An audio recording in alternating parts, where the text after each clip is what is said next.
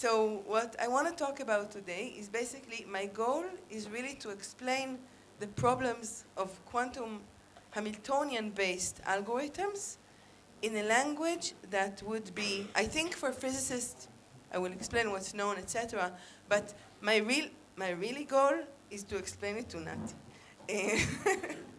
I want to explain it to mathematicians in a way that will actually be understood as a mathematical problem, hopefully. Maze, we should.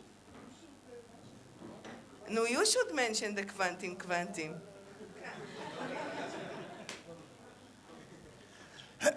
Good number of years ago, a student of Dorit spoke in our theory seminar. Elad, some of you have been on, was an excellent talk, and he didn't understand anything. So at the end, excuse me, I have to pass to Hebrew. At the end, I told Dorit, kvantim lo הבנתי. And she said, I'm bringing you to Engedi, so finally you cannot recite this rhyme. So, okay. So the focus of today, as we know, is quantum algorithms, and I'll talk in a moment about what will happen today, not just in this talk, but in the rest of the day. As usual, ask questions, translate, whatever. Okay, so I think we've seen this slide of the bird's eye view on quantum computation from the point of view of we've seen in the first day this amazing sequence of works, basically discovering the same quantum algorithm again and again, but with a different classical interpretation, different interpretation of the problem that it solves, but it's the same quantum circuit, until it reaches Shor's algorithm. And as we know, many things have evolved since then, but in terms of the quantum, let me skip this point, in terms of quantum algorithms, the general feeling is that not so many things have happened. And I think that in the past 2 years, something really big is starting to happen in terms of quantum algorithms. And we are seeing its beginning, and I think that it's really interesting, and there are lots of interesting mathematical questions, and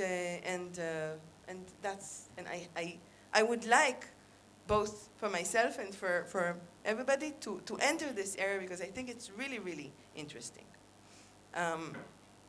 Okay, so I think the first leading question of the field is what problems admit quantum exponential advantage. It's usually people think of the first question of quantum computation as when will a quantum computer be built, and when will we have, is it possible to realize it? I think this question is solved. It will be.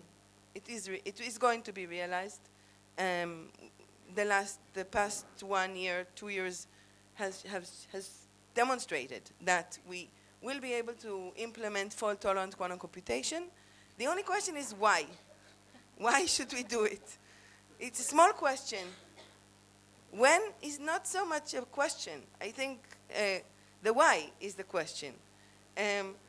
So we really want to understand what can we do with it. And at this point, we don't have really good answers, if we want to be honest. Okay, and so there are basically two main questions that we knew how to solve for a long, long time. One is factoring, and the other is factoring and the hidden subgroup problem that we mentioned, but we didn't really mention. But so maybe I will just mention it. Hidden subgroup problem is a problem in which you have some box that computes F, and this F takes elements from the group G and give them, I don't know, some values, say in R, and or say n bits values, or some values, I don't know, some domain, let's say n bits, or r bits, and you want to know, and you're promised that f is constant on all cosets of a given subgroup. And you want to know the generators of this subgroup. Okay? If you don't understand what I'm saying, this really doesn't matter. For those of you who know group theory, it's constant on cosets of some subgroup, and it's different between the different cosets. And you want to find generators of this subgroup. That's the hidden subgroup problem, and essentially for a billion groups we know how to solve it, and for non-abelian groups we don't. Basically, and if you want to know more, ask Amnon. No, okay. Okay, so this uses Fourier transform over various groups, and this has been, you know, one of the main threads in quantum computation, and basically we know this for a billion groups. Phase estimation, Shor's algorithm, and various other problems work for a billion groups. Okay, so that's one thread, and the other is basically the motivation for quantum computation. That's what motivated Feynman to ask, what can we do with quantum systems as quantum computers? And basically it was motivated by the desire to simulate quantum systems efficiently. And we know how to do that. And the fact that we know how to do that essentially for any, not essentially, for any problem, for any local Hamiltonian, for any physical system, we know how to take it. It might be a little bit technically difficult, but we know how to take it and simulate it by a quantum computer efficiently. Adi.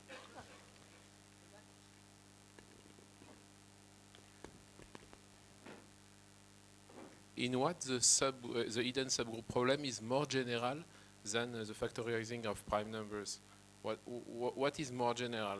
If you know how to factorize prime numbers, you know how to solve the hidden subgroup problem, no? Well, depending on which group and which hidden subgroup. The hidden subgroup problem that is associated with the factoring problem is basically the group is Zn for large n, and it's additive. It's the additive group within in that group, subgroup in that group. Okay, it's an approximation of that, because n, if n, well, I don't want to get into the details, but it's an approximation of that. Okay, but there are many other groups you can talk about. For example, the symmetric group of permutations. Okay, so good. So we know how to we basically know how to simulate any physical system using a quantum computer. There is an algorithm that takes any physical system, give me a physical system, challenge us. We can do that in polynomial time, and it's a very, very fundamental thing. It basically says that quantum computation captures in it any quantum behavior of any system. This is okay. Well, we actually, Erez, yeah, can you elaborate on this just a little? And Erez, you described trotterization, right? So basically, if you know the Hamiltonian, you can implement it using approximating each step of the Hamiltonian to within a small time step by quantum gates. So you need to know the Hamiltonian. Things are more complicated. It also works for quantum field theory and for many, many other things, but challenge us. It never fails. I put an asterisk because there is quantum gravity, but we don't mention gravity here, forget what I said, okay? So within quantum mechanics, it never fails, okay? Okay, so I wanted to say one more thing. What was it? That the extended Church-Turing, the quantum Church-Turing thesis. Who mentioned the Church-Turing Deutsch? Erez said the Church-Turing Deutsch thesis. So the Church-Turing Deutsch Jesus is basically the theorem, or that's not the theorem, the hypothesis, the thesis, that says that this, what I just said, that any physical quantum system can be simulated by a quantum computer. And therefore, all processes, therefore, this also underlies, for example, the discussion we had about relaxation times to the Gibbs state. If a quantum system, not the quantum computer, if a quantum system relaxes fast to a Gibbs state, that also means that we have a quantum algorithm for that. So we basically view all quantum processes as quantum computations. Okay, and therefore, if this takes exponential time, the quantum computation will also take exponential time. So this is a very fundamental thesis that says that any process in nature can be expressed as a quantum computation. Okay, so these are the two main problems. Great. And this is really, really, really, really important, of course. This is probably not so important practically, but because we can switch this to a different crypto system, you know, the RSA crypto system that is based on this. But this is amazingly important. But still it's not maybe all that can be done. Okay? Why is it amazingly important? Because maybe Netanel will talk about this, right? About attempts to do this and the simulating physical systems and basically to understand what the physical world is doing.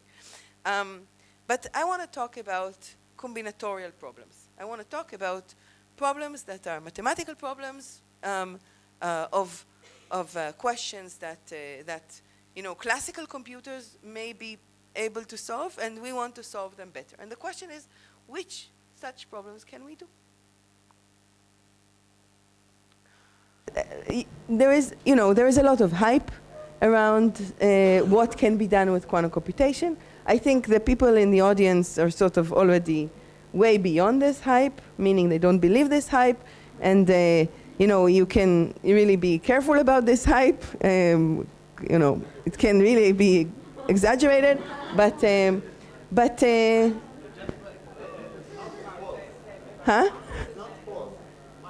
it might.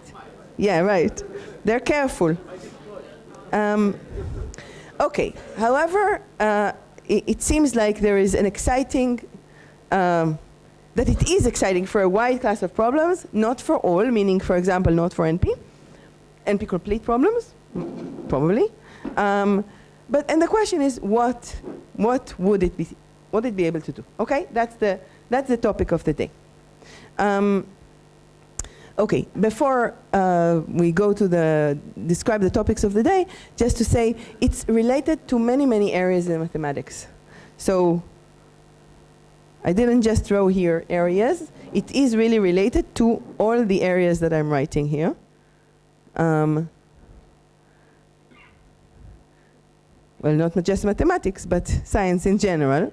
And it's really, the richness of the questions in quantum algorithms is really that I don't know how to say, rich is what? That big. Of course, I'm not going to talk about all this, but just so that you know. Okay, so today's focus, well, I'm going to talk about Hamiltonian-based quantum algorithms. As I promised in the first day, it's going to be a lot of questions, more than answers, but there are very, very interesting developments in the past 2 years that I do want to just allude to, okay? And I basically want to state the question. Okay, so that's my talk. Then the second talk is going to be about, the next talk right after the break, is going to be by Daniel, and it's going to be about an extension of Shor's algorithm in a very surprising way, which is a new direction, which I think is extremely promising, and we're only starting to scratch the surface of it, which is, it's called decoded quantum interferometry. It's a bad name, I think, very bad name. Basically, it starts from Regeev's reduction that takes, that looks at a problem and its dual. And, well, Daniel will explain it all, but it somehow takes a problem of, well, I will let Daniel explain it. So you will notice this picture in Daniel's talk, and I think that it's generalizable in many, many directions. So I'm very excited about that direction as well. And another topic, which Netanel will cover, is, and also Adi tomorrow, is based on variational quantum algorithms. Variational quantum algorithms, for those of you who don't know, basically one considers a quantum circuit, and each gate is parameterized by some parameter. And then you do some feedback loop where you run the circuit, and suppose you want to find the ground state of some Hamiltonian, you have some way to check if that circuit is good or not, and then you maybe do gradient descent or something like that to sort of modify the parameters of the circuit a little bit and try again and again and again. And this is an approach that many, many people are now, physicists mainly, are now investigating, and there too there's a lot of there are many, many questions, also mathematical questions about the landscape of optimization, etc. And Netanel will talk about this, and Adi will talk about some generalization of this quantum machine learning tomorrow. Okay, so now I'm going to talk about this Hamiltonian-based quantum algorithms. And I'm basically going to talk about two models, adiabatic quantum computation and quantum walks. Okay, and the two are based in adiabatic, the Hamiltonian changes in time, and in quantum walks, the Hamiltonian is fixed in time, and they're known to be equivalent, but not in a direct way, and each one of them seems to be beneficial in a different way. Okay, so I'm going to define the models. Yeah? You wanted me? You said that in this model we changed the Hamiltonian, and in the quantum walk model we don't change the Hamiltonian, so what changes instead? The state itself? Yes, you start from a state, you apply the Hamiltonian, but I'll define it. Yeah, thank you. Okay. Good, so adiabatic quantum algorithms. Okay, so to motivate adiabatic quantum algorithms, I want to tell you about the notion of quantum sampling. Quantum sampling is the problem of generating an interesting quantum state. But it will be interesting in a specific interesting way.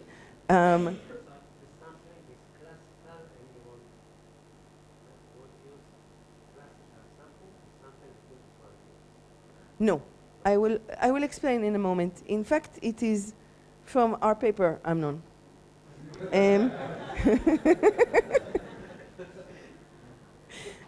Okay, so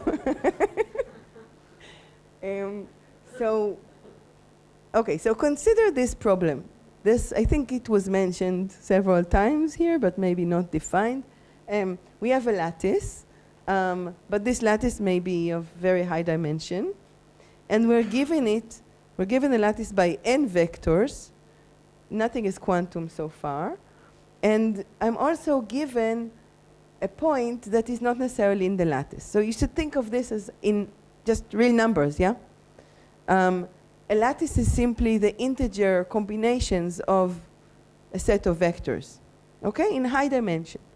And so the problem of approximating the distance to a lattice of a given vector is known to be, it's called CVP, closest vector in a lattice, and it's known to be NP hard, but, sorry, to find the vector is NP hard, but to approximate it, then it becomes, it's known to be, it's considered to be weaker, like easier problem. And specifically the problem of approximating this distance to within square root of n, maybe it doesn't really mean anything here without the normalization, so I'm not going to go into the details. But within some factor, this is known to be in NP intersect co-NP. If you don't know what that means, it basically means that we think that it's easier than NP, than NP complete problems. Okay? So, so here is how we're going to solve it if we're given a quantum state which is if we manage to generate some very, very important quantum state. This is the state I want to generate. So let me explain what the state is. It's basically, you should think of many qubits representing the binary representation is representing a point in Rn. So each point here is represented by x. Okay, within some discretization. It's not continuous space, there is some discretization which you can ignore. It's it's small enough so that it's irrelevant. And f of x is a Gaussian. So the amplitude is a Gaussian, but it's a sum of Gaussians centered at the different lattice points. Okay, is this clear what the state is? Good. So now, what do I do if I have this state? Sorry? What is what? It's the parallelepiped, which means there is some way, of course the lattice is infinite, so I can't really do this. So I have to cut it by a very large sphere, but in fact there is a way to do it, which is basically just tile it by some building block that basic cell. Thank you. It's called the parallelepiped. It doesn't matter. It's not. Does or does not belong to the lattice? Sorry? X does belong to the lattice? No. X is any point here, and for any point here there is sort of an amplitude. And the amplitude is given by this picture. For example, if x is here, this is the amplitude. If x is here, the amplitude is close to 0. It's a sum of Gaussians. It's maximized on lattice points. Great. So now what will I do with it? Why is it a sum? Because I have to discretize it. I want it to be an integral, but I cannot, so I discretize it because these guys are represented by a finite number of qubits. Okay, it's a binary representation of the point. Okay, so now what will I do with this state? Here is what I'll do. You have to watch. Did it move? No. Okay. Okay? This is what I do. Let me do it again. Okay. Yes. Anybody wants? Okay. So if you do it again,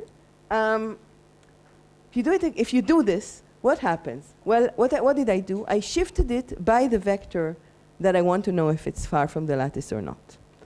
So if everything is infinite, even if the vector is it's very long, in fact, this shift is because of the symmetry of the lattice, it's equivalent to just shifting, far to a point here.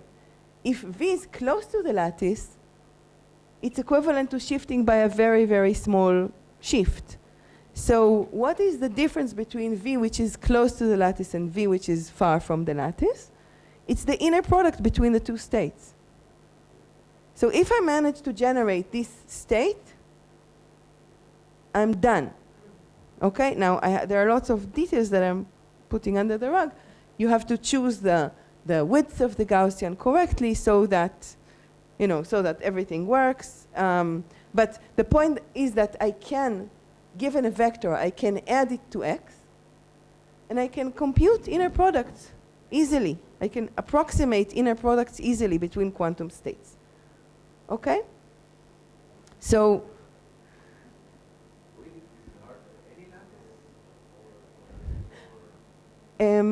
it's not hard. I mean, the problem is I think easy for a lattice of dimension 2.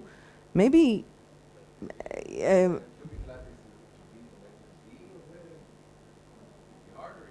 if it's in dimension D, meaning no. The question, if it's a regular lattice, then it's not hard, because then you know where the points of the lattice are. The lattice is part of the input. It's not. What's a lattice?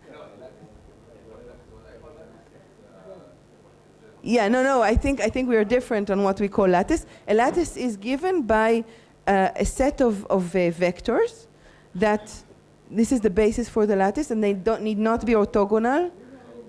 And yes, it will be hard when they're not orthogonal, and I deliberately, actually I didn't, yeah, I actually gave here deliberately an example. If these two vectors were given as a basis, it's hard to really understand how the lattice looks like. Yes, that's not different. Right. Okay, so how do I do this? If I know how to solve this state, we'll see it in a moment, but just to say, we will use efficient estimation of the inner product, and the same approach works for many problems, in particular also for the graph isomorphism problem. How would I solve this for the graph? What's the state? Well, how would I replace this state for the graph isomorphism problem? I would just write right here a superposition of all graphs isomorphic to a given graph. So what is a graph isomorphic to a given graph? Sorry. Yeah, G here and G here is not the same. Let's call a graph H. So if I have a graph, if I have two graphs, H1 and H2, described by their adjacency matrix, meaning that they have 1 for the edges and 0 everywhere else. Here we have the nodes of the graph, and here I have 1s for the edges. So a graph is isomorphic to another graph if it's possible to permute the names of the nodes and get exactly the same graph. The same matrix. Yes, thank you. So how would I solve it with this question? If I manage to generate such a superposition over all graphs that are isomorphic to a given graph, then the question again becomes very easy, because what will I do? If H1 and H2 are isomorphic, let's call it alpha H. I'm not normalizing. If H1 and H2 are isomorphic, what can I say about alpha H1 and alpha H2? They're the same. And if H1 and H2 are not isomorphic, what can I say? Not only not the same, they're orthogonal. They have 0 support.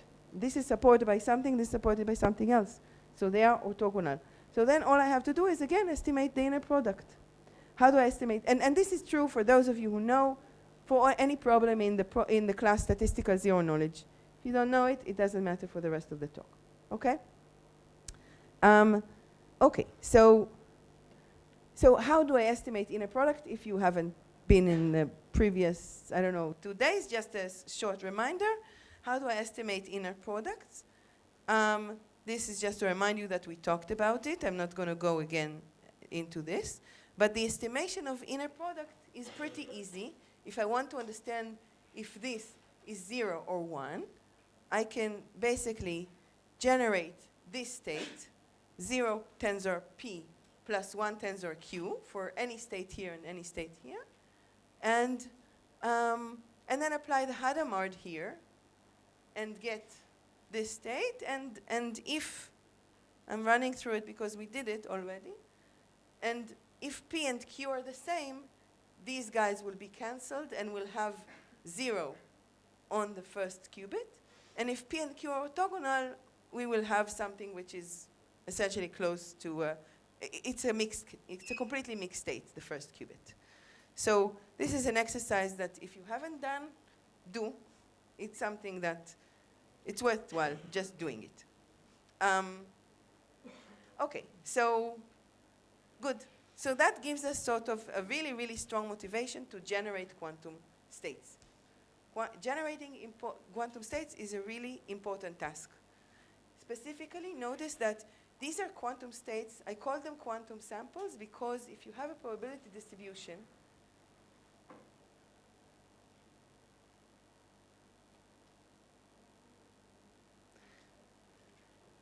this thing I can sample from easily. Classically, I can sample from this easily. It's the quantum version that is hard to generate. Okay? I can sample from this distribution easily. I can sample from a point in the lattice and then shift it by a point distributed according to the Gaussian. That's easy. It's the quantum version of this state, this thing that is hard. But this is a hardest of generating states. There is no sample. Right? Yeah, it's called quantum sample because of the relation to probability, like the quantum version of sampling. Okay, is this clear? Perhaps it's worth explaining the relation to deleting, like removing just. Good. So why is this hard?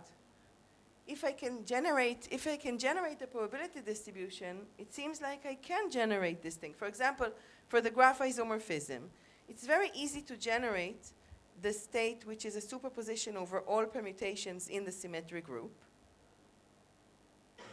And then given a permutation and the original h, I can easily write down pi of h. And then I can just erase pi and that's it. So I have the state, but I cannot erase. The whole issue is that this is a non-unitary operation, and without this erasure, erasing it is basically like solving graph isomorphism. Without this erasure, the alpha h1 and alpha h2 are in any case orthogonal. Okay, good. So that's just a motivation for this point of generating quantum states. And, okay, let me go there. Okay, so that motivates the approach of adiabatic quantum computation of generating hard quantum states. Adiabatic computation can be used in many other ways. Basically, I'll explain what it means in a moment, but basically we want to reach some state. It can be a classical state, and we're going to change the Hamiltonian, just a matrix, a sparse matrix for mathematicians.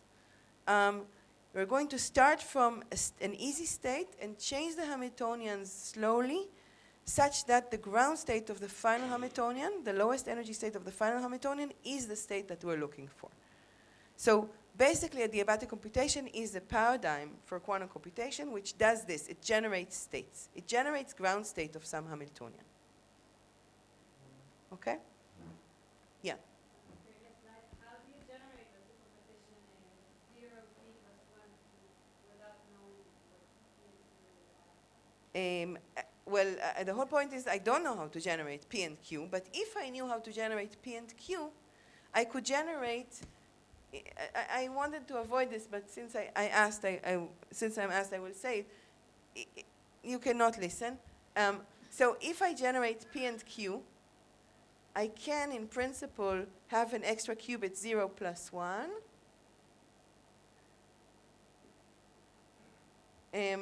times tensor P tensor Q. And then conditional on this qubit, I will either switch them or not switch them. And then we'll have 0 P Q plus 1 QP. And then the whole argument works, but now the states are these, okay? So, good? Okay, so I want to now define adiabatic computation. What is SZK? Yeah, for experts. It's called statistical zero knowledge. It's a class of problems. It's a beautiful class of problems, not for this talk. But it's for every class, for every problem in this class, basically you can generate a state, you can find a state like that corresponds to a probability distribution that is easy to sample from, but if you can do it quantumly, you can solve the problem. Yes? Do you know if the candidate from a language that is ubiquity and not statistical zero? Yes, I mean, yeah. Do you know a problem do you know a language that is in BQP but not in statistical zero knowledge? Yes, but I want to answer it in the break. Again, don't listen, the Jones polynomial. Okay, So adiabatic computation. So what is the model? Now, first in physics language, then in mathematics language. Wait. Okay, so there is a theorem called the adiabatic theorem that is a really fundamental theorem. Yossi that was here, Yossi Avron, is one of, he really invested a lot of time on understanding this theorem and developing extensions of it. What does it say? It says that if you start from you have a Hamiltonian and it varies over time. So we're talking now about a path in the Hamiltonian domain. And the Hamiltonian is a matrix. Again, for mathematicians, it's just a matrix. Think of a sparse matrix acting on a Hilbert space of dimension 2 to the n. That's my Hamiltonian. I start from a Hamiltonian such that its ground state, lowest energy state, is something that I can generate easily. Usually, say the state plus, 0 plus 1 tensor, 0 plus 1 tensor, 0 plus 1. That's a state I can generate easily, meaning I can start my quantum computer with it. And then I modify my Hamiltonian in the Hamiltonian domain, in the parameter space. I mean, I just modify it physically or mathematically. I go along a path in the Hamiltonian domain. And the adiabatic theorem says that if I do that slowly enough, and I'll show in a moment what it means to be slowly enough, I end up with the ground state of the final Hamiltonian. It's like a homotopy. And what is slowly enough? Slowly enough depends only on the spectral gap. Spectral gap of, so each matrix here, each point here is a matrix. Yeah, each point here is a different Hamiltonian. It has a spectral gap. I need the spectral gap along the entire path to be not too small. Okay? So if the spectral gap, the difference between the instantaneous ground energy and next excited energy, is such that, well, it's basically inverse polynomial. It's an exponential size matrix. You want it to be inverse polynomial. That's huge. If it's inverse polynomial along the way, I can change this Hamiltonian for a longer, so I basically parameterize this change, and if I do it along a time interval t, which is larger than this 1 over the minimal spectral gap, I'm fine. What does it mean fine? I need to do it infinitely slow. But if I do it in time which is large enough, I will get here some error in the state. If this is large enough, the error will be small. This is the adiabatic theorem.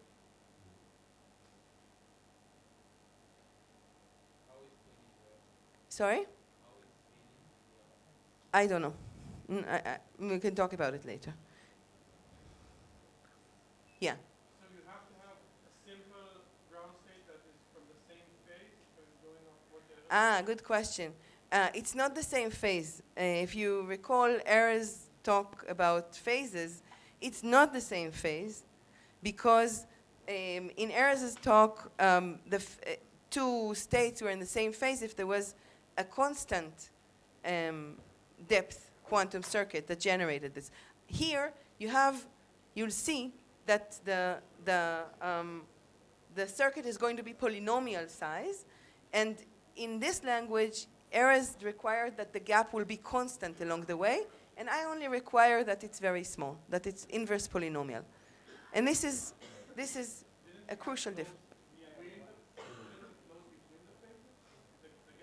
Yeah, it's a change.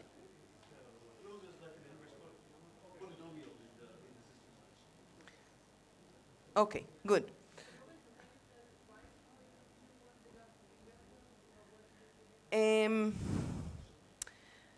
So there is a problem really to talk to everyone here about this because everyone has a different language here. But just a very, very, very toy illustration, how does the Hamiltonian work on a matrix, on a state? So H has different eigenvalues, right? And you can write any state as a superposition of states psi I with eigenvalue lambda. So if I apply h, meaning I apply e to the iht. That is what physicists mean by apply h. You apply the unitary evolution corresponding to h.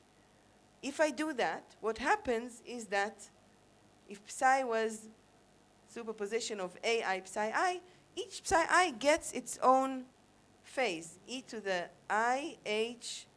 e to the I lambda t. Lambda is lambda, sorry, let's do it j. J. Okay?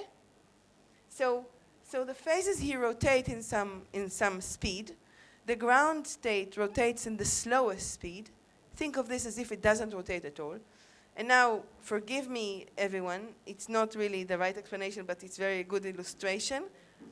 If the phases above rotate fast enough, they cancel each other, and then you stay in the ground energy. Yeah. So then the spectral gap is related to how the difference in the rate of rotation. The argument is a little bit similar to like in Markov chains. Okay, so we have an adiabatic algorithm. I think I'm going like really, really slow. What's the situation in terms of time? I started 11:15 and we have to end at 12:30, right? Yeah, you started 5 minutes later. 12:35. So we have half an hour? Okay. Okay, so adiabatic algorithm. Adiabatic algorithm is you're given the input, the ground state of the eigenstate here, and you're outputting the eigenstate with the lowest eigenvalue of the final Hamiltonian, and you have an algorithm because we require that the time of the algorithm is polynomial. Now we're talking about a different model of algorithm, yeah? But we'll show in a moment that it's the same. So this implies that you require that the spectral gap along the way is inverse polynomial. That's a model for quantum computation. And as we'll see, okay, it's a very strong model. We'll see why it's a strong model. Yes, this is sort of, if I require this, then this is implied, the requirement is implied. And if this holds, then we get a polynomial time computation. Okay? So you have a model which is basically expressed as, in a mathematical language, you can think of the Hamiltonians as sparse matrices, and you're basically looking for matrices with non-negligible spectral gaps. A path in the Hamiltonian domain, like that. Okay, so the importance of the spectral gap is really, really important, both for adiabatic computation and for quantum walks. And Gil will give a talk. The next talk, actually, will be not by Daniel, but by Gil after that, Daniel's talk. And he will talk about methods for actually calculating or approximating the spectral gaps of matrices like that. Okay, good. So why is it that adiabatic computation is at all a model? Suppose I have an algorithm like that. How can I implement it on a quantum circuit? Well, that's not very difficult given all that we've seen. Given a path like that in the Hamiltonian domain, how do I implement it by a quantum circuit? I initiate the quantum circuit with the ground state, the system with the ground state of H0. I'm assuming in any case that this is something that I can do, say a tensor product. And now how do I sort of mimic the evolution in time according to this model? Here is one way, by basically the Zeno effect, or the watchdog effect. Basically measure with respect to so each H here, the instantaneous H changes, and it defines a different ground state. So we can measure with respect to the energy basis of each of the Hamiltonians. how do you measure with respect to an energy basis? We didn't actually say that when we talked about phase estimation, right? Because we didn't talk about phase estimation.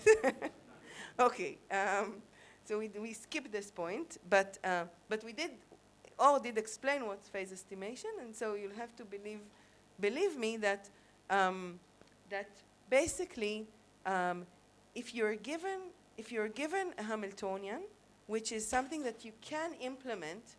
By implement, I mean that a quantum computer can implement this transformation. Then I can also perform phase estimation. What is phase estimation? Phase estimation is basically take psi j,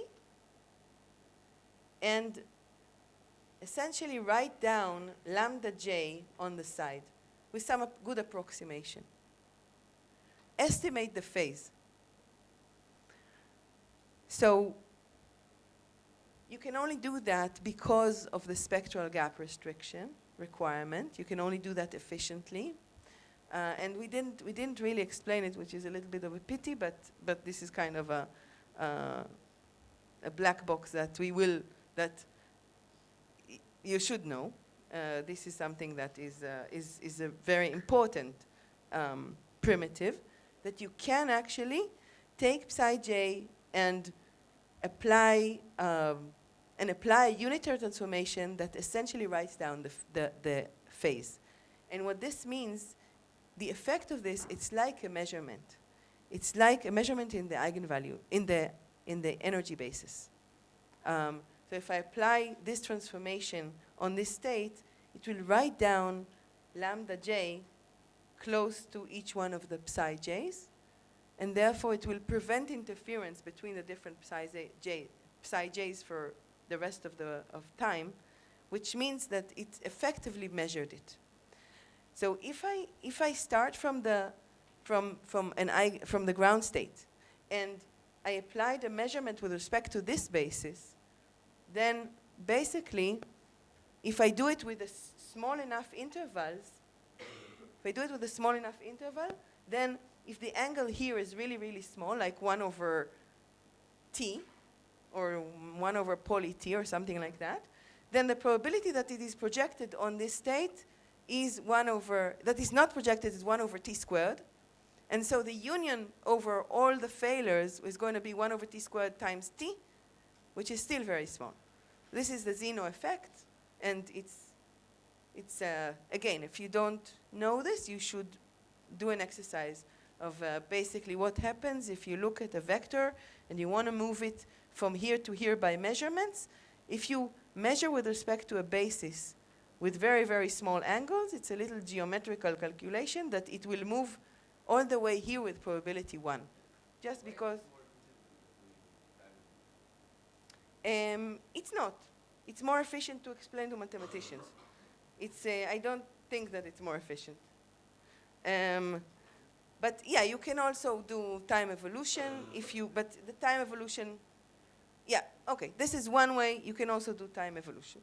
Maybe it's. You are doing time. Right? In order to get the phase, you're going through time. Yes, but that you're doing time evolution. Yes, yeah. If you like it more, maybe it's better. Yeah, thank you. Just do time evolution. Okay, so you can. Sorry.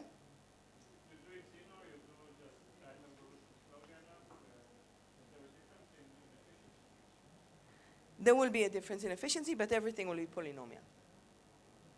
Okay, good. So if you have an adiabatic algorithm, you can implement it on a quantum computer. Good. Now the question is, when can this? Now, Gil, this is for you, I think. Yeah, you asked me if I'm restricted to local Hamiltonians. No, I'm not restricted to local Hamiltonians, because the Hamiltonians that I'm restricted to when I design such adiabatic algorithms, well, these Hamiltonians simply need to be Hamiltonians that I can implement this unitary.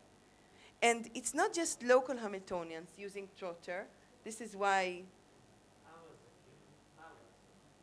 or powers of it, or also sparse Hamiltonians, sparse but such that they're explicit, that given the index of a row, you know what are the non-zero elements in each, in the ith row. And in fact, many more methods were developed over the past years called block encoding and quantum signal processing. If you have heard these buzzwords, there are methods to implement more Hamiltonians. If you want to design adiabatic algorithms with Hamiltonians, essentially, as a first rule of thumb, any Hamiltonian with a structure is going to be implementable. And if you don't like that, explicit sparse Hamiltonians are definitely implementable. Good. Okay, so one thing, now I'm going to switch gears a little bit so that we move to quantum walks as well. The one thing that was known for a long, long time is that quantum adiabatic evolution can tunnel through barriers. What does it mean? It means that if the final Hamiltonian, my first Hamiltonian is this, ground state is plus, plus, plus, plus. If the final Hamiltonian is some diagonal, which looks like that, meaning it gives energies according to the Hamming weight of the bit strings, but it has some bump. It turns out that the adiabatic computation can tunnel through this bump, meaning that if you start from this and end up with this Hamiltonian, you will find 0, even though you started from the plus, plus, plus state. If this bump, so it's analyzed for n to the alpha and n to the beta, width n to the alpha, height n to the beta, if, I don't know, some function of alpha and beta is satisfied, then you will be able to tunnel through it. You will go through this bump, even though most of the weight started here. Now, this is not an easy calculation. It's not just, I mean, it's elementary, but it's not easy to see it. You can, we put on the website the calculations there. But this shows that it's really doing something interesting. It's really managing to find, for example, you can think of non-convex optimizations where this could actually go through the non-convexity or something like that, okay? So this means that it's probably very powerful, and indeed, we showed a long, long time ago that it is as powerful as quantum computation. I'm not going to go through the proof. I wanted to mention another thing. Maybe I'll get to this later, just a moment. But just to see that it is as powerful as the full quantum computation,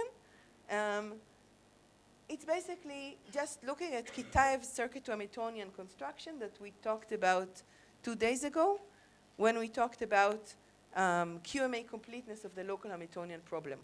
That was a mouthful, but the proof is very simple.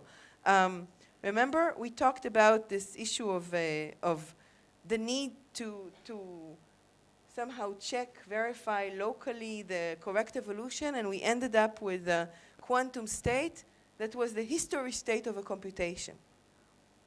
And it turns out that, and we also did that already. We constructed a Hamiltonian whose ground state is the history state of the computation. That's what we did. So this Hamiltonian can be the final Hamiltonian of the adiabatic computation.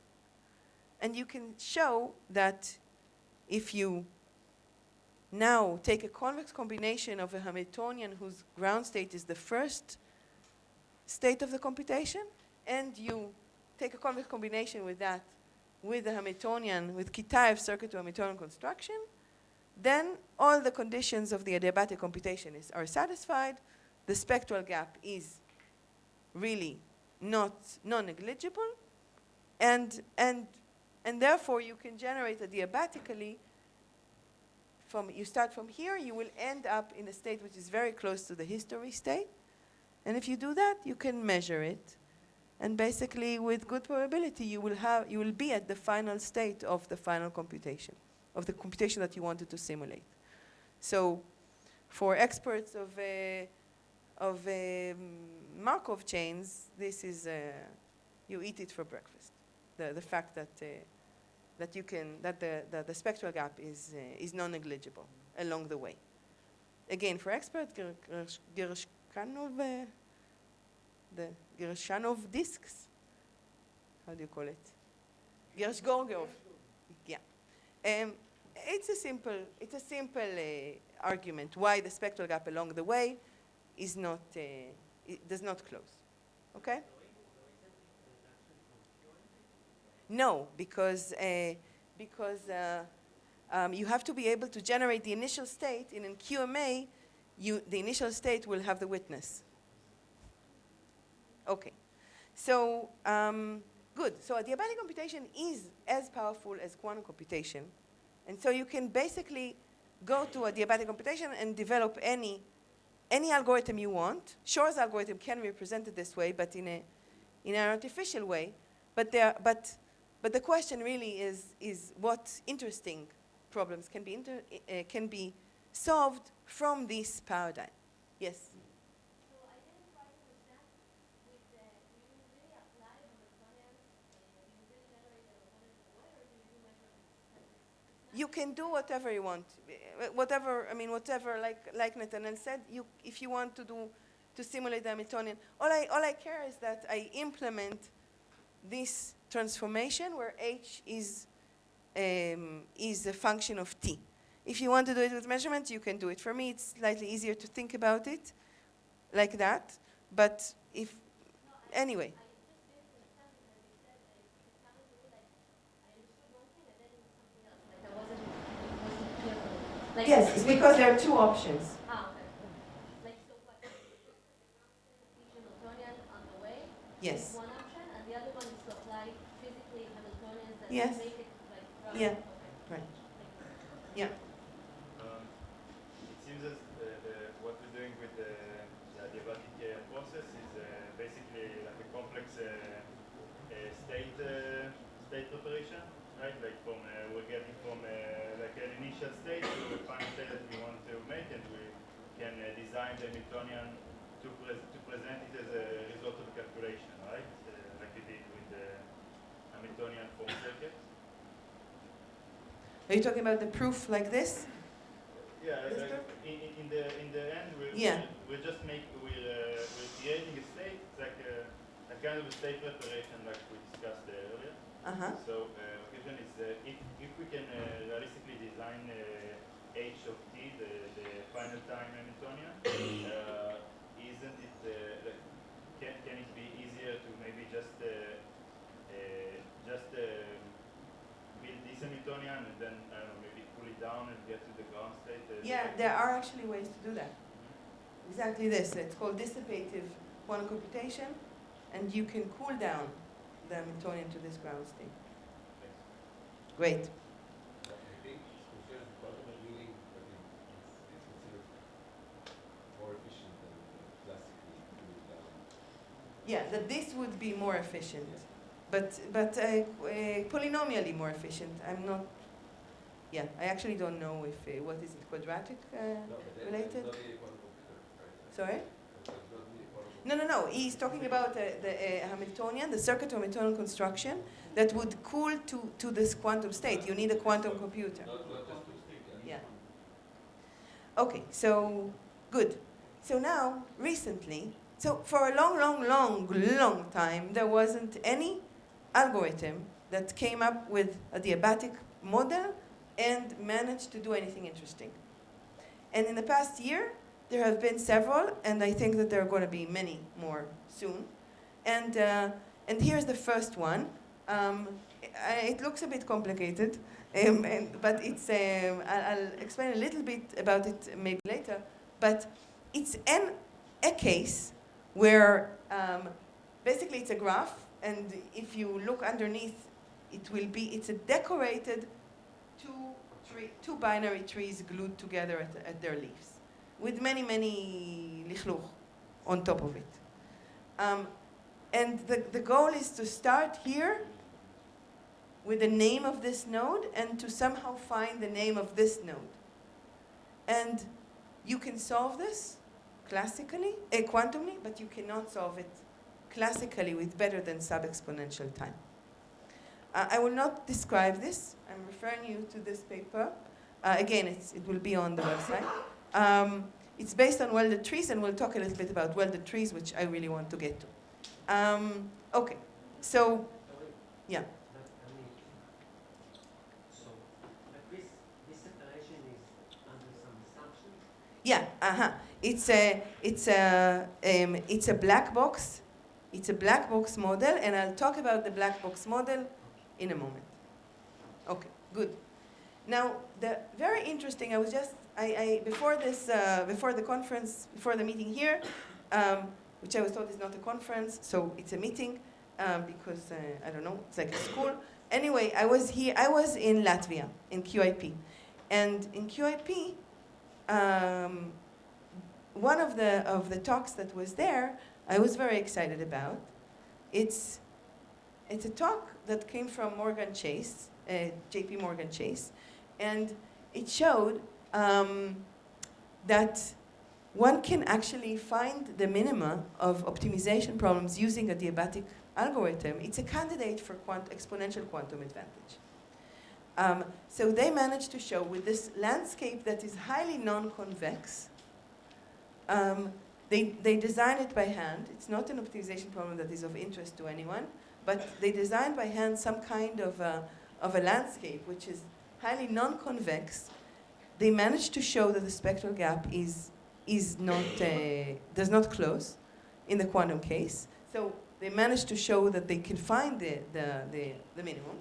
And they claim that they tried with many, many different classical approaches, and the classical algorithms take a long time, that it fails.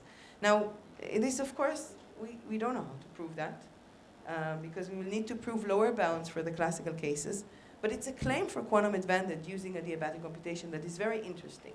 And it's basically showing and hinting again that non-convex structures can be overcome in the adiabatic case by quantum computation. So is this a class of functions like SDP or something that we can solve? They have a class of functions. It's not SDP.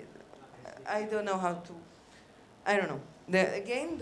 This paper will be on the web. And then there was another claim recently. I don't know. This sounded like it's really. They really tried hard to make it rigorous, even though it's not really possible to do the lower bounds. Here, I don't know, but I'm just referring you to this paper because it's also another claim using adiabatic computation for some exponential advantage, also with some, this was a hierarchical structure construction, and this also is some kind of thing like that.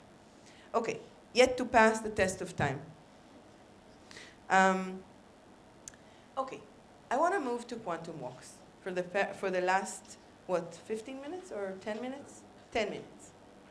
Good. So quantum walks is basically roughly the same idea, except you don't change the Hamiltonian, you fix the Hamiltonian. So in adiabatic computation, you have this Hamiltonian changing in time. In quantum walk, I just fix a Hamiltonian. And remember this adjacency matrix that we had earlier? The Hamiltonian is going to be an adjacency matrix of a graph which is exponentially large. And it's explicit. Okay? And a quantum walk algorithm is simply apply the Hamiltonian on some initial state, and that's it. So apply e to the iht for a Hamiltonian for a matrix, for the graph which is explicit, so you can implement it for some time t and then measure. This is the entire model, and that model too is BQP universal. And again, I'm not going to go to the proof. The proof is for physicists that would probably be easier to read. It talks about it basically draws a graph of exponential size and uses scattering theory where the gates of the circuit, basically the structure of the graph corresponds to the structure of the circuit, and the gate, you study scattering from the gates. So physicists maybe understood what I said, but there is a way to show that quantum walks are universal for quantum computation, meaning they can solve anything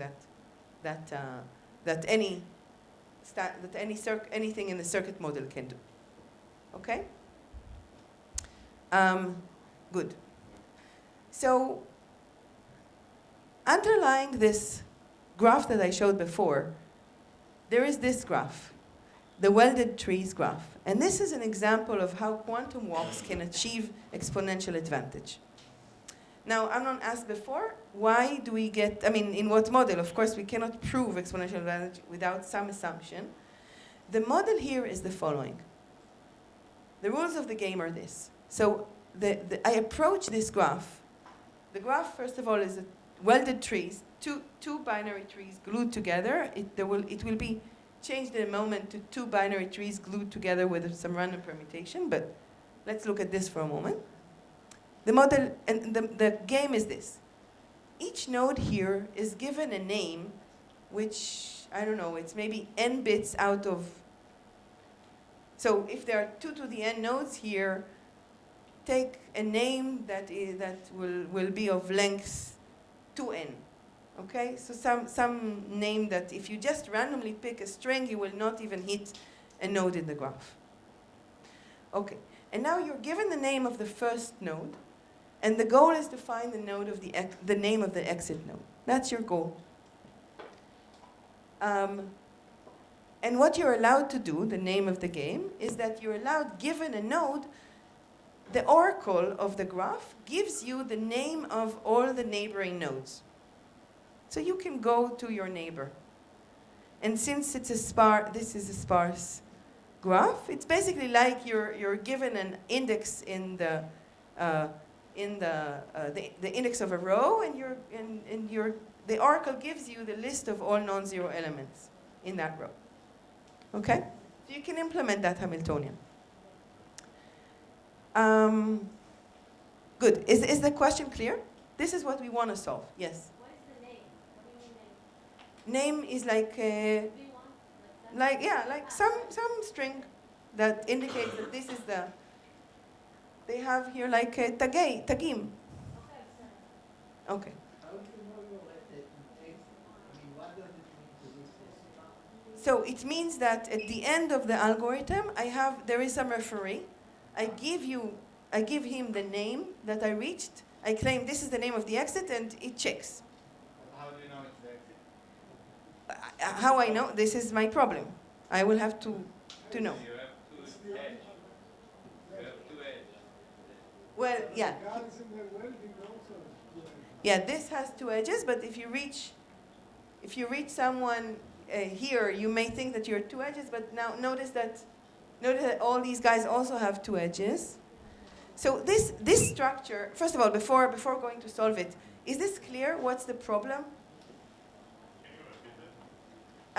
Yeah, I can repeat it. I'm given the names here of the nodes are n-bit strings. Are 2 n-bit strings. Okay, long n-bit strings. So if you just randomly pick a bit string, you will not even get with hyperbolity a name of a node in this graph.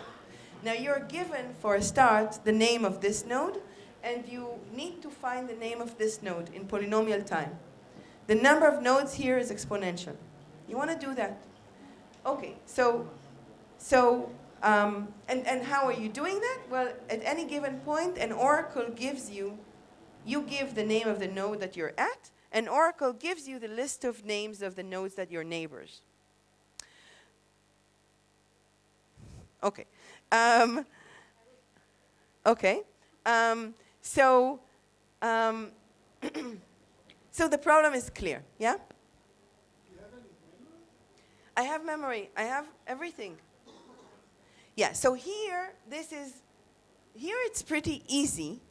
Why is it easy? Because what I'll do is I'll just do a random walk. I'll very quickly get to this point, and then I'll try to get out of the middle, but Once I get out of the middle, I mean, at some point I will turn back. But when I turn back, I will know that I am back because these guys are degree 2 and not degree 3. And then I know exactly, last time I was with degree 2 is here. After 10 steps, I'm here, so I know that I made a mistake at step 5. So I can continue. So here it's easy. But if you massage it a little bit, you avoid this, and you can show that a random walk will not work with this random permutation thing. Notice that a random walk will immediately, because there are 2 edges in that direction and 1 edge in that direction, you have a strong bias to the middle. So you will get stuck in the middle and you won't get out. Good. And you can prove it. It's not an easy proof that classically it's impossible to do in polynomial time.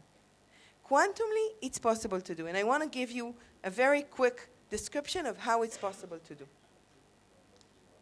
in 2 minutes. And the reason it's possible to do is because there is a high symmetry in the problem. I know that if I start here, I know that because the Hamiltonian is symmetric, 2 permutations of the nodes inside each column, I can permute the nodes in each column and nothing will happen. So what I'm claiming here is that there is an invariant space that if I apply this Hamiltonian, the adjacency matrix of this Hamiltonian to that space, it will remain invariant and it's a small dimension. What is the invariant space? It's simply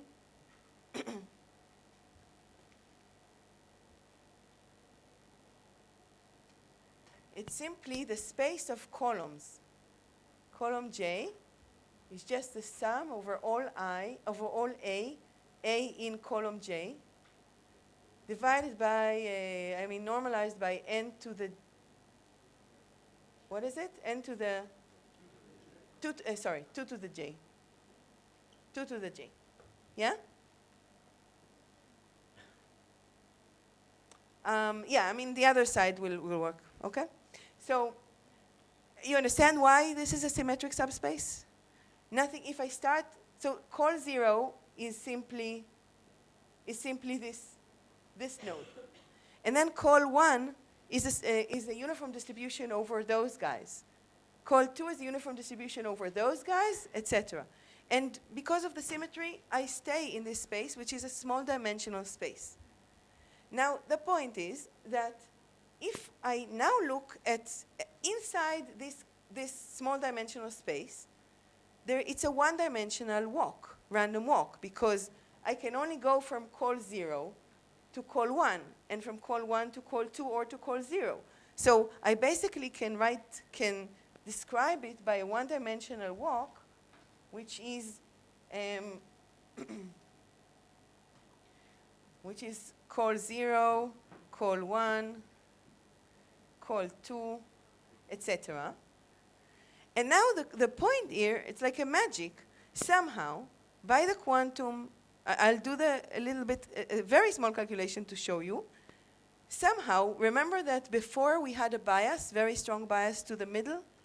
Somehow in the quantum case, this bias disappears. Let me show you why.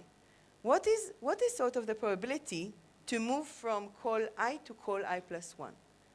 It's H, call I, or call J, call J plus 1. I'm asking, what's the amplitude? What is basically the term in the Hamiltonian that if I write the effective Hamiltonian in this one dimension, what will be the term of it? And what is it? Well, call J is written here, and call J plus 1 is the same but with J plus 1. So this is equal to 1 over, correct me because I'm probably going to be wrong here, but you will be able to correct me. This is the normalization, and then I sum over all the A's in call J, and how many neighbors are for all the edges in call J plus 1? 2. Yeah, I ignore the middle, okay? So it will be the sum times 2. So I have here 2 to the j divided by 2 to the j plus 1 times 2, which is root 2. Great. It is not, it is independent of j, meaning there is no bias. So it somehow removed the bias, and this is so you have a tunneling through the whole, to the whole thing. Now in the middle you'll have, the Hamiltonian will be square root of, I don't know, will be 2 instead of square root of 2, but never mind. It's just a small thing in the middle. So this is how quantum walk works, and I think it's, and as I showed you, the adiabatic walk is sort of on top of that. And I will just end with the open questions, which is, which is this. I mean, there are lots of open questions, but I think that a good open question that is really, really a major open question, and I think that there is a chance to solve it, is this approximate vector, closest vector in a lattice, or approximating the distance of a code, of a linear code. Both of them are to within some approximations, they're not NP hard, and both of them are problems that somehow have a lot of symmetry in them. So there is hope that these methods could work. I don't know, it's not a Fields medal like Alex said, but it's something. And my hope is that one can actually harness both perturbations to Hamiltonians, maybe using matrix, random matrix theory, or free probability, as we'll hear from Gil, or other methods. Thanks.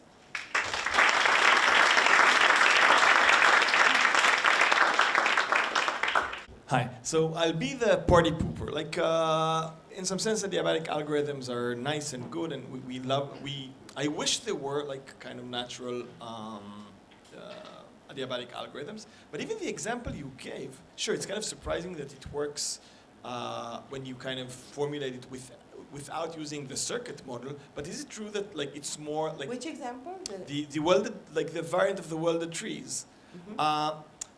It's not that the most natural way to kind of cook up the solution is the adiabatic algorithm, right? It was actually formulated in using like the gate model or using a Hamiltonian model, right? Without adiabatic computation. I don't mind if it's quantum walk. I'm happy with quantum walk. If you like more quantum walk. No, but my point is that I wish it was the case that adiabatic algorithms were helping to design new quantum algorithms. And I'm making the point that this didn't happen. Well, it did. In what? But in the past 2 years, I mean, I think this thing that I showed is an example like but that. Is it a problem where it would have been difficult to solve in the gate model? I don't know. Yeah. I really don't know. I think that there could be. I agree that it's a question of whether adiabatic computation is actually quantum walk in disguise. But if you come up with an algorithm with quantum walks, that's good enough. The questions are really very similar because both in quantum walks and in adiabatic, spectral gaps appear, and symmetries appear, and I'm happy with either one. Sure. Thanks. Yeah.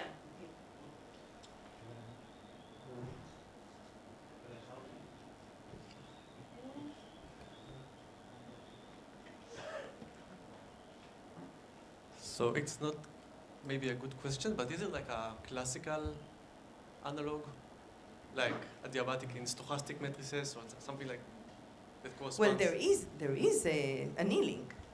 There is a notion of annealing where you cool down, you do Markov chains, and then you basically sort of do like Metropolis algorithm with a large temperature, and then you reduce the temperature and it's again, like Turing again, complete, again. I'm sorry? And it's like essentially Turing complete, maybe. Is it Turing complete? I don't know. All the time Turing, something. Like, is it like P complete, Yeah, basically?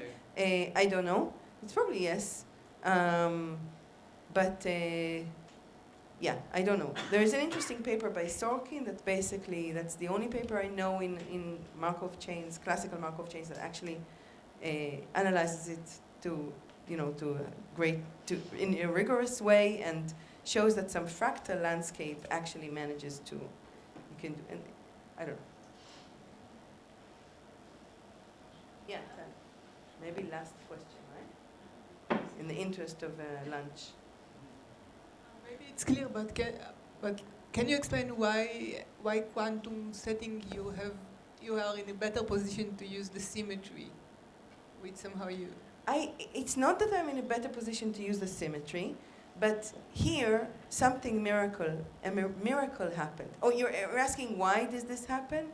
No, somehow I thought that you're trying to suggest that maybe this is not true. That's what I thought you're saying, that somehow you can somehow, when you have a problem, when you approach it from a quantum point of view rather than classical, you kind of there is, use it's a fact. It's a fact which are not available to the classical setting. Yeah, so it's a fact that, for example, in this case, it was very symmetric, and classically you cannot exploit the symmetry. Yeah, that's my question. Why This is a tunneling effect, which I tried. The reason I gave this small calculation is exactly to explain that in some sense, somehow quantum manages to exploit this symmetric structure, even though classical cannot. And the reason is somehow a bias on the walk in the symmetric space. Classically, the walk is highly biased. If you have 2/3 probability to go that way and 1/3 probability to go that way, and also the other way around, you'll get stuck here and you'll never get here. And quantum, you manage to tunnel through it because there is some kind of a bias. And even though it's a bias that seems like a small effect, it's just square root of 2/3 against a third, and here it's just half and half. But somehow it accumulates to an exponential difference. How to expand it, how to extend this, I don't know. It's a very big question. Okay, so maybe it's time for lunch, no? Yes. We should reconvene here in 2:15, which is 1.5 hours from now.